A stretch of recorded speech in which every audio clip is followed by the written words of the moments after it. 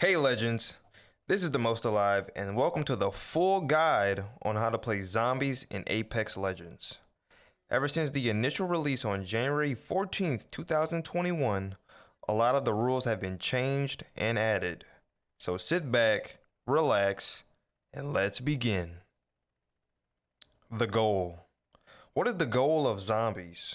There is two roles, a shooter and two runners, which are the zombies.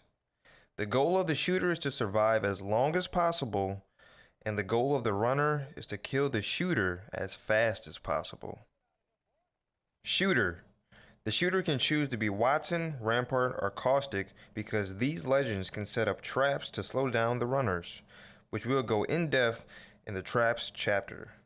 As for weapons, the shooter is only allowed to use Kraber, Peacekeeper, and melee. And oh yeah, no shields. Runners. Runners can choose between Octane and Mirage. Runners can only use melee and tacticals to kill the shooter, so no ultimates. Also, runners are allowed to switch legends mid-game to heal or confuse the shooter. We've added this because runners die in one shot, and also runners cannot use shields either. Setup. When you enter the firing range, you all must start off as Rampart to build the fort and out of bounds zones. The shooter will take care of the fort. The fort can either be a triangle or a box. The runners will take care of the out of bounds zones, which will go more in depth in the out of bounds chapter. Remember, Rampart can only use up to 5 shields. After that, meet up at the charge station and pick Loba, Pathfinder, and Octane, then charge your ultimates. Loba places one black market near the shooter's fortification so the shooter can replenish ammo. Pathfinder places a zipline near the heirloom weapons to the shooter. The zipline gives zombies an alternate route to reach the shooter and for the shooter to get more ammo when black market runs out. Octane can start placing jump pads around the runway, and the other 2 players can throw jump pads as well to make the process go faster. Don't forget, Octane can only throw up to 3 jump pads. Traps.